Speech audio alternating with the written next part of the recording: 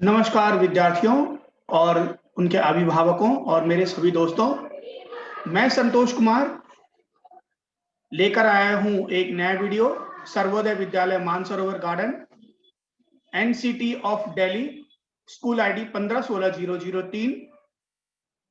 तो वीडियो शुरू करने से पहले आपको हैप्पी दशहरा और एक संदेश कि जैसा कि आप जानते ही हैं कि आजकल कोरोना वायरस चल रहा है, मतलब कोरोना वायरस की बीमारी चारों ओर फैली हुई है। तो उससे तरह-तरह मतलब उससे बहुत लोग संक्रमित हो रहे हैं। तो आप उससे संक्रमण के जितने भी उपाय हैं, उस संक्रमण से बचने के वो कीजिए। जैसे बाहर जाते समय हमेशा मास्क पहनिए, सार्वजनिक स्थलों पर जाते समय जब भी हो सार्वजनिक स्थलों जैसे हॉस्पिटल, ऑफिस और बस स्टैंड, कहीं भी जो भी सार्वजनिक स्थल है, तो वहाँ पर भी हमेशा मास्क ज़रूर पहनिए। बाहर जाते समय अपने पास हैंड सैनिटाइज़र की बॉटल अवश्य रखें और समय-समय पर हाथ धोते रहें। जब भी किसी व्यक्ति से मिले हमेशा 2 गज की शारीरिक दूरी बनाए रखें। तो ये है आपका संदेश। फिर आइए शुरू करते हैं एक नया वीडियो।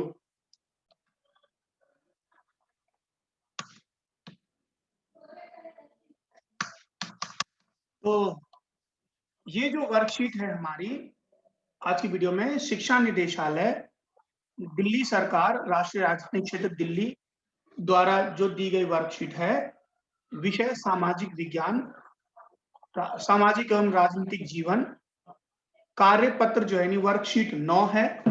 ओके बच्चों, और तिथि जो है उसकी 23 अक्टूबर 2020 है और कक्षा 8 है। लेकिन ये जो वर्कशीट आपको फॉरवर्ड की जाएगी बच्चों, ये मंडे को की जाएगी, यानी 26 अक्टूबर को की जाएगी।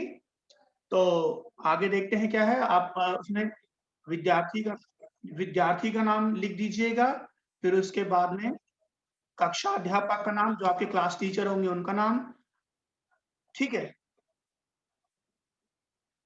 तो हम इस पर चर्चा करेंगे भारतीय संविधान के मुख्य लक्षण, ठीक है। इसके भी तहत हम चर्चा करेंगे संसदीय शासन पद्धति। तो देखिए हमने पिछली बार संघवाद की चर्चा की थी बच्चों, उस पिछली वर्कशीट में आप जानते ही होंगे कि संघवाद की चर्चा की थी पिछली वर्कशीट में, है ना। अब दूसरा जो लक्षण है एक की संसदीय शासन पद्धति, उसके विषय में हम चर्चा करेंगे आज। तो आइए शुरू करते हैं वर्कशीट।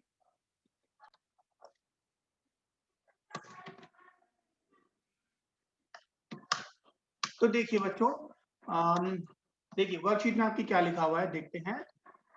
भारत का संविधान अपने सभी नागरिकों को वोट डालने का अधिकार देता है। संविधान सभा के सदस्य को ऐसा महसूस हुआ कि स्वतंत्रता संघर्ष ने भारतीय जनता को वयस्क मताधिकार के प्रयोग के लिए योग्य बना दिया है। उन्हें विश्वास था कि इससे लोकतांत्रिक सोच और तौर तरीकों को प्रोत्साहन मिलेगा, है ना बच्चों। और देखते हैं, साथ ही जाति, धर्म और लिंग के, तो इसमें क्या होता है कि साथ ही जाति, धर्म और लिंग के आधार पर जो भेदभाव की बेड़ियां हैं उसको भी तोड़ने में मदद मिलेगी, है ना। ये इनका सोचना था, किसका, जो संविधान बना रहे थे। आपको बताया था ना, 300 लोगों ने मिलकर ये संविधान बनाया था पिछली वर्कशीट में। तो देखिए, अब उनको ये लगा कि देखिए भारतीय संविधान क्या करता है, सभी जो भारत के जितने भी भारत के नागरिक हैं, सभी लोग हैं, उनको क्या अधिकार देता है, वोट डालने का अधिकार देता है भारतीय संविधान, सभी वयस्क लोगों को। जानते ही है वयस्क किसे कहते हैं, तो आप बच्चों 6ठी 7वीं कक्षा में पढ़ चुके हैं कि जितने भी 18 साल या उससे ऊपर के लोग हैं भारत के नागरिक, उन सभी को, चाहे वो स्त्री हो, पुरुष हो या अन्य हो, ठीक है, उन सभी को क्या है, वोट डालने का अधिकार है, बिना किसी भेदभाव के। जाति, धर्म, लिंग, अमीर, गरीब, आर्थिक पृष्ठभूमि, इन सब का कोई ध्यान नहीं रखा गया है। इन सब का कोई, इन सब के तहत कोई भेदभाव नहीं किया गया है, ना रंग रूप, काले गोरे, किसी का भी भेदभाव नहीं किया गया है। सबको, जो भी वयस्क हैं भारत में, उनको मताधिकार दिया गया है। और भारतीय जो नेता थे, उनको ये ऐसा क्यों किया उन्होंने? उनको ये लगता था कि देखिए, आजादी की लड़ाई में गांधी जी ने, क्या है कि आप जानते हैं कि तरह तरह के आंदोलन चलाए थे, जिसमें बहुत लोग शामिल हुए थे, भारतीय आम जनता शामिल हुई थी।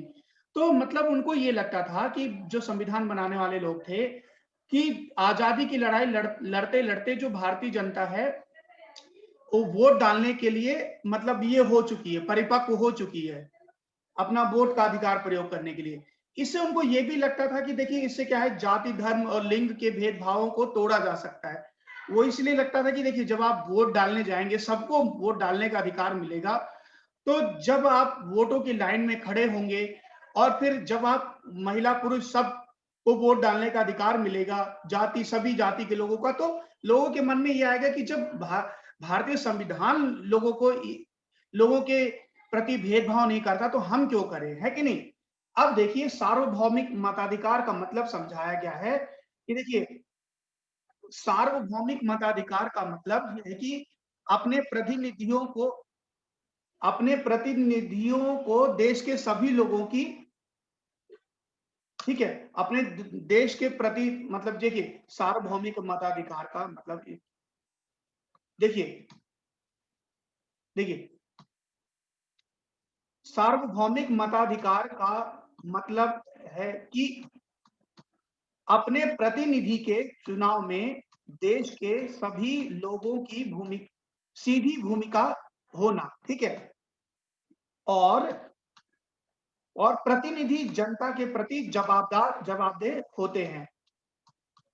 इसका मतलब क्या है बच्चों, कि देखिए, अब आपको मैंने बता ही दिया कि सभी, जितने भी सार्वभौमिक मताधिकार का मतलब सभी को, जो भी वयस्क लोग होंगे, उनको, सबको अधिकार मिलेगा इसको अपने नेता को चुनने का। प्रतिनिधि मतलब देखिए, प्रतिनिधि का मतलब क्या होता है? जैसे मान लीजिए, अगर आपकी क्लास में कोई समस्या होती है, आपको क्लास में कोई समस्या होती है, क्लास का कुछ बोर्ड टूटा हुआ है, तो आपका मॉनिटर क्या करेगा? आपको अब आप अपना एक मॉनिटर चुनते हैं ना बच्चों। पूरी क्लास तो प्रिंसिपल के पास या टीचर से बोलेगी नहीं, एकदम खड़े होकर के। आप अपने मॉनिटर को बताएं, आपका मॉनिटर क्या करेगा? आपकी ओर से क्या करेगा? टीचर को बताएगा कि सर, मेरे क्लास में ये प्रॉब्लम है, पंखा नहीं चल रहा है या ब्लैक बोर्ड टूटा हुआ है कि नहीं बच्चों? तो वो क्या कर रहा है? आपकी क्लास का प्रतिनिधित्व कर रहा है, आपकी क्लास का वो आपकी क्लास को रिप्रेजेंट कर रहा है ना? वो आपकी क्लास का क्या है? प्रतिनिधि है, वो आपकी क्लास का रिप्रेजेंटेटिव है, ठीक है बच्चों? तो इसी तरह जो हमारे देश के जितने भी सभी वयस्क लोग हैं, वो लोग अपने प्रतिनिधि को चुनते हैं। क्यों चुनते हैं? देश का शासन चलाने के लिए। अपने सांसद को चुनते हैं, अपने एमएलए को चुनते हैं, पार्षद को चुनते हैं, है ना? तो ये है सार्वभौमिक अधिकार का मतलब। और अब ये जब, क्योंकि आप जानते हैं कि भाई, आपको पता है कि जो चुने गए नेता हैं, उनको पता है कि अगर इस बार हम अच्छा काम नहीं करेंगे, तो अगली बार ये जनता हमें चुन के नहीं भेजेगी। तो इस कारण से क्या होता है बच्चों, कि वो जो है, जनता के जो प्रतिनिधि, चुने जाने वाले प्रतिनिधि, वो जनता के प्रति जवाबदेह होते हैं। वो कुछ भी काम करेंगे या कुछ भी गलत करेंगे, तो उनको जनता को जवाब देना होगा, है कि नहीं बच्चों? देखिए, ठीक है, तो ये है बच्चों, ये है अच्छी बात। इस प्रकार संसदीय शासन पद्धति जो होती है, जनता की शासन पद्धति बन जाती है कि नहीं? तो इस प्रकार जो संसदीय शासन पद्धति है, वो जनता के प्रति जवाबदेह बन जाती है कि नहीं? ये मैंने बताया आप लोगों को। अब देखिए, अब हम चर्चा करेंगे शक्तियों का बंटवारा। ये जो शक्तियों का बंटवारा है, ये है क्या असल में? देखिए, संविधान के अनुसार राज्य के 3 अंग हैं, विधायिका, कार्यपालिका और न्यायपालिका। ठीक है? विधायिका में जनता द्वारा चुने गए प्रतिनिधि होते हैं जो कानून का निर्माण करते हैं, और कार्यपालिका में ऐसे लोग होते हैं जो जो कानून को लागू करते हैं और देश का शासन चलाते हैं। ठीक है? न्यायपालिका न्यायपालिका में क्या होता है? देखिए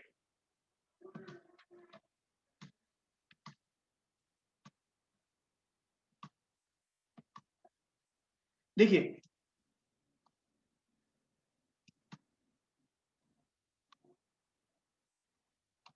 देखिए, न्याय करने वाली संस्था को न्यायपालिका कहा जाता है कि नहीं बच्चों? इसका कार्य कानून की सही व्याख्या है, सही व्याख्या करना है कि नहीं बच्चों? ठीक है? राज्य की किसी भी शाखा द्वारा शक्तियों के दुरुपयोग को रोकने के लिए ही यह प्रावधान किया गया है कि इन सभी अंगों की शक्तियां एक दूसरे से अलग अलग हैं। ठीक है? शक्तियों के इस बंटवारे के आधार पर प्रत्येक दूसरे अंग पर अंकुश लगा रखता है। ठीक है बच्चों? और इस तरह तीनों अंगों के बीच सत्ता का संतुलन बना रहता है ना बच्चों? तो ये देखिए, इसके कहने का मतलब क्या है? देखिए कि शक्तियों का बंटवारा, देखिए शक्तियों का बंटवारा का मतलब क्या है बच्चों? मैंने आपको जो बढ़ के बताया अभी कि देखिए, शक्तियों का बंटवारा का मतलब ये है कि जो पावर जो है किसी एक के पास नहीं रहेगी, है ना बच्चों? देखिए क्या होता है कि अब जैसे मान लीजिए हमारे, अब जब आप स्कूल में जाते हैं तो क्या होता है? हमारे स्कूल के, देखिए हमारे जो है स्कूल में प्रिंसिपल होते हैं, है ना? तो अब वो क्या होता है, देखिए वो क्या करते हैं आपको पढ़ाने के लिए, चलिए छोड़िए ये एग्जाम्पल दूसरा देता हूं, दूसरा एग्जाम्पल देता हूं कि मान लीजिए, जैसे देखिए एक एग्जाम्पल अभी हम देखते हैं कि अगर मान लीजिए देखिए विधायिका में कौन, देखिए शक्तियों का बंटवारा, विधायिका में कौन होते हैं? जो आप हम लोग जो चुन के भेजते हैं जिन लोगों को, वो किस में बैठते हैं बच्चों? विधायिका में बैठते हैं। जैसे मान लीजिए हम अपने सांसद को चुनते हैं, देश के लिए सभी लोग चुनाव होते हैं, जैसे 2019 में चुनाव हुए थे लोकसभा के लिए बच्चों, आप जानते ही होंगे। तो देश के जो विधायिका होती है या राज्य में जो विधायिका होती है ना, उसमें कौन लोग बैठते हैं? जो जनता के द्वारा चुने गए प्रतिनिधि होते हैं, है ना? वो क्या करते हैं? कानून को बनाने का काम किनका है? उनका है। ठीक है? अब एक होती है कार्यपालिका। कार्यपालिका मतलब जैसे जितने लोगों को आप चुनकर भेजते हैं हम लोग विधायिका में, उसी में से कुछ लोग क्या करते हैं, एक मंत्रिमंडल का गठन करते हैं, है कि नहीं बच्चों? एक भाई कुछ होता है कैबिनेट मंत्री, कुछ कैबिनेट राज्य मंत्री, तो उसमें कुछ मंत्री बनते हैं। वो लोग क्या करते हैं? कानूनों को, जो बनाए गए कानून है उनको लागू करते हैं, कि देखते हैं कि किस तरह कानून को लागू किया जा सकता है और देश का शासन चलाया जा सकता है कि नहीं? चलाते हैं। तीसरे जो अंग है न्यायपालिका है। न्यायपालिका क्या करती है बच्चों? न्यायपालिका किसे कहते हैं? कि कानून की जो मतलब न्याय करने वाली जो संस्था है, कानून की छोड़िए, जो न्याय करने वाली संस्था है उसको हम क्या कहते हैं? न्यायपालिका। अर्थात कि अगर जैसे मान लीजिए किसी दो राज्यों के बीच में विवाद हो गया, जैसे आप जानते ही हैं कि आपने सुना होगा तमिलनाडु और कर्नाटका के बीच में कावेरी नदी के पानी को लेकर के विवाद है, और आप जानते हैं सालों से विवाद चला आ रहा है। तो उसमें अगर इन दो राज्यों के बीच में कुछ मामला फंसता है तो वो कहां जाएंगे न्याय कराने के लिए? आपस में लड़ पड़ेंगे क्या? नहीं, एक व्यवस्था है संविधान में, तो वो क्या करेंगे? सुप्रीम कोर्ट में जाएंगे और सुप्रीम कोर्ट क्या करेगा? न्याय करेगा कि किसको कितना पानी मिलना चाहिए, है कि नहीं?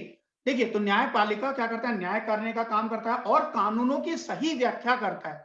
अगर मान लीजिए संविधान में कोई ऐसा कानून है जिसमें कोई पक्ष कहता है कि नहीं मेरी बात सही है और कोई पक्ष कहता है कि नहीं मेरी बात सही है।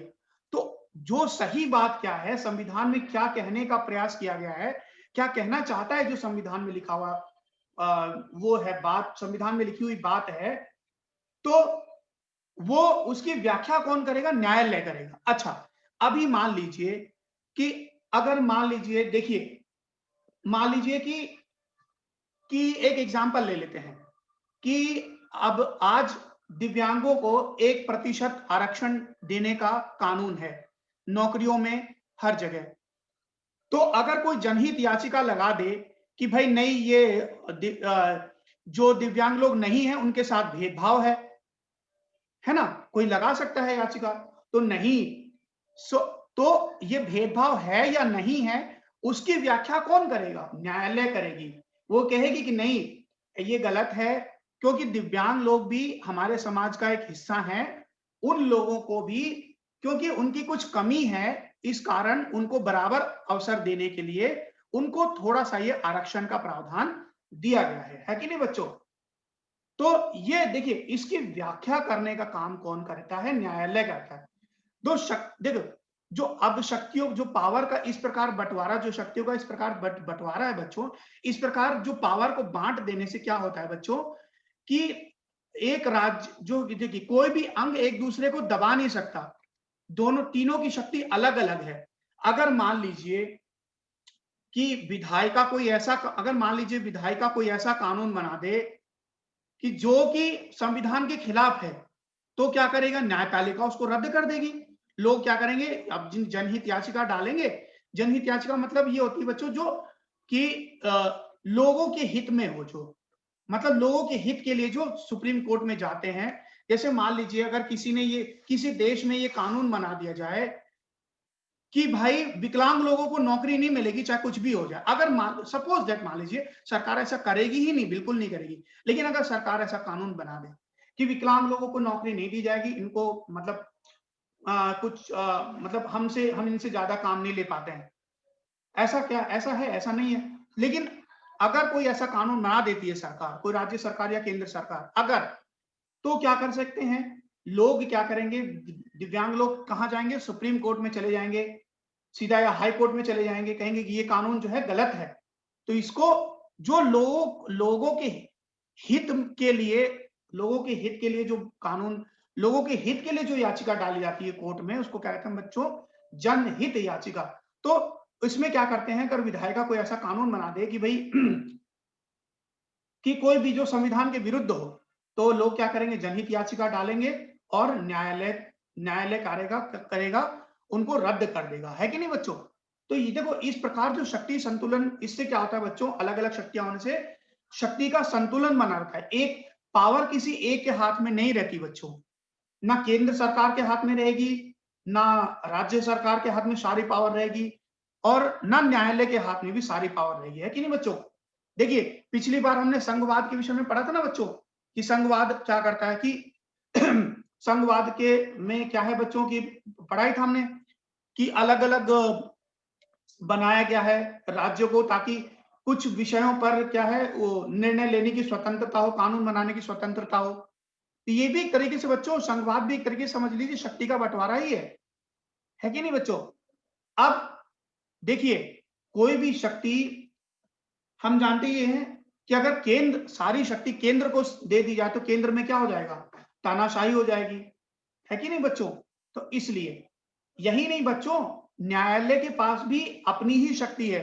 अगर न्यायालय में कोई जज गलत करता है, तो उसको भी हटाया जा सकता है ना? उसको हटाने के लिए हालांकि कठिन प्रक्रिया है, उसको महाभियोग कहते हैं, तो उसको भी बच्चों हटाया जा सकता है। तो इस प्रकार राज्य के तीनों अंग, न्यायपालिका, कार्यपालिका और विधायिका, एक दूसरे पर क्या करते हैं? अंकुश लगाते हैं, और इससे सत्ता का संतुलन बना रहता है कि नहीं बच्चों? तो देखिए, आइए कुछ प्रश्न हैं, वो हम करते हैं। सार्वभौमिक मताधिकार से आप क्या समझते हैं बच्चों? देखिए, सार्वभौमिक मताधिकार से मतलब ये है कि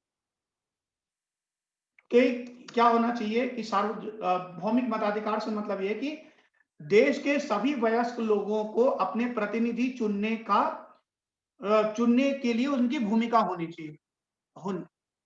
ठीक है,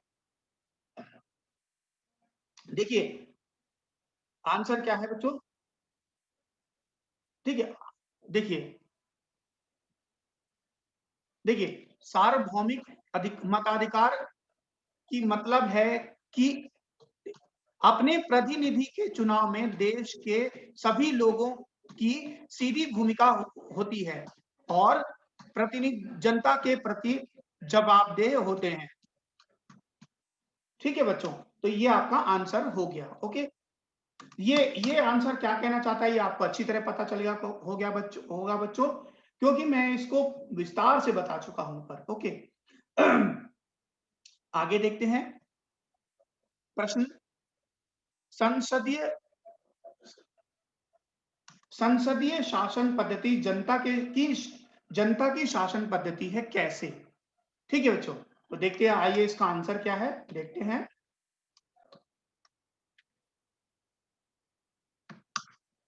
देखिए बच्चों, देखिए संसदीय शासन पद्धति जनता की शासन पद्धति इस प्रकार है, क्योंकि जो है संसदीय शासन पद्धति में जो प्रतिनिधि होते हैं सार्वभौमिक मताधिकार से चुने जाते हैं और इसलिए वे जनता के प्रति जवाबदेह भी होते हैं। ठीक है बच्चों, इसीलिए इस तरह से जो है शासन जो है संसदीय शासन पद्धति जनता की शासन पद्धति होती है।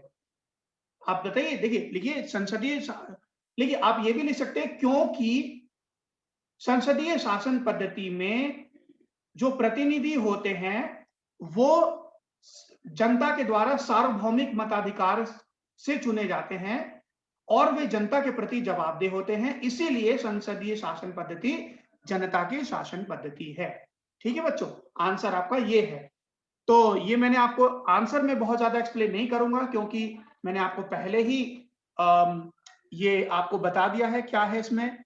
इस चीज का इसका मतलब जो कहने का मतलब प्रश्न प्रश्न 3 देखिए, राज्य के ठीक है, राज्य के मुख्य अंग कौन-कौन से हैं? ठीक है बच्चों, देखिए और इनका क्या महत्व है? आइए देखते हैं इसका आंसर। तो देखिए बच्चों, सबसे पहले हम ये बात करते हैं कि राज्य के मुख्य अंग कौन-कौन से हैं? विधायिका, कार्यपालिका और न्यायपालिका। अब इनके महत्व पर बात करते हैं बच्चों, कि ये जो तीनों अंग हैं, एक जो कार्यपालिका, न्यायपालिका और विधायिका, ये क्या करते हैं बच्चों? सत्ता के शक्ति संतुलन में मदद करते हैं। ठीक है, और क्योंकि देखिए क्योंकि वो इस प्रकार से कि विधायिका कोई भी ऐसा कानून नहीं बना सकती जो संविधान के खिलाफ हो। अगर ऐसा कुछ होगा तो क्या होगा? न्यायपालिका इस कानून को रद्द कर देगी। ओके बच्चों, तो ये मैंने आंसर आपको एक्सप्लेन कर दिया है। आप इसमें लिखा क्या हुआ वो पढ़ लीजिएगा। अब देखिए एक प्रश्न है, ठीक है बच्चों, देखते हैं प्रश्न क्या है कि अ,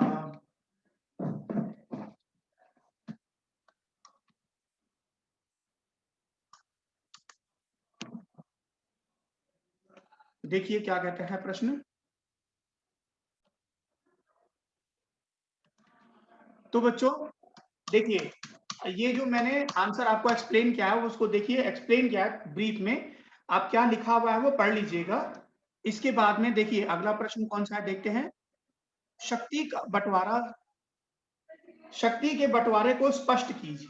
मतलब शक्ति का बंटवारा है क्या? ठीक है, देखिए अब इसका आंसर क्या है ये करते हैं इसका आंसर। तो बच्चों देखिए, शक्ति का बंटवारा, देखिए शक्ति का बंटवारा से तात्पर्य ये है, ठीक है, कि देखिए शक्ति का बंटवारा से मतलब देखिए आज देखते हैं क्या है। देखिए कि देखिए शक्ति का बंटवारा से तात्पर्य ये है कि राज्य के तीनों अंगों की शक्ति अलग-अलग होगी। जैसे अब विधायिका कानून बनाएगी, कार्यपालिका क्या करेगी? कार्यपालिका जो है कानूनों को लागू करेगी, देश पर शासन चलाएगी। न्यायपालिका न्याय करेगी, है कि नहीं? और अब ये है न्यायपालिका का काम। इस प्रकार शक्ति के अलग-अलग बंटवारे से क्या है, सत्ता में जो है इस प्रकार शक्ति के अलग-अलग बंटवारे से सत्ता संतुलन बरकरार रहता है और शक्ति के इस प्रकार बंटवारे से क्या होता है कि सत्ता द्वारा शक्ति के दुरुपयोग की उम्मीद बहुत कम रहती है कि नहीं बच्चों? तो बच्चों इसमें एक स्तंभ भी दिया गया है, वो आप स्वयं कीजिएगा। वो स्तंभ मैंने इस वर्कशीट में नहीं डाला है क्योंकि बच्चों देखिए खुद कुछ काम जो ऐसे हैं आपको खुद भी करने चाहिए। देखिए उसमें एक आप मैं बता देता हूँ, उसमें एक कॉलम है कि भारत में ये मैंने बता ही दिया बच्चों कि भारत में न्यूनतम उम्र मतदान जो अगर किसी को वोट डालने की न्यूनतम उम्र कितनी है 18 साल। ये कॉलम है, आप उसको देख लीजिएगा। स्तंभ जो इसमें स्तंभ दिया हुआ है वो आपको खुद भरना है। तो इस वीडियो को देखने के लिए बहुत-बहुत धन्यवाद। आगे फिर मिलेंगे एक नए वीडियो में। तब तक के लिए एक बार फिर से आपको हैप्पी दशहरा, दशहरे की बहुत-बहुत मुबारकबाद और आप कोरोना के संक्रमण से बचे रहें। भारत सरकार द्वारा दिए गए उपायों का बताए गए उपायों का पालन करें। बहुत-बहुत धन्यवाद।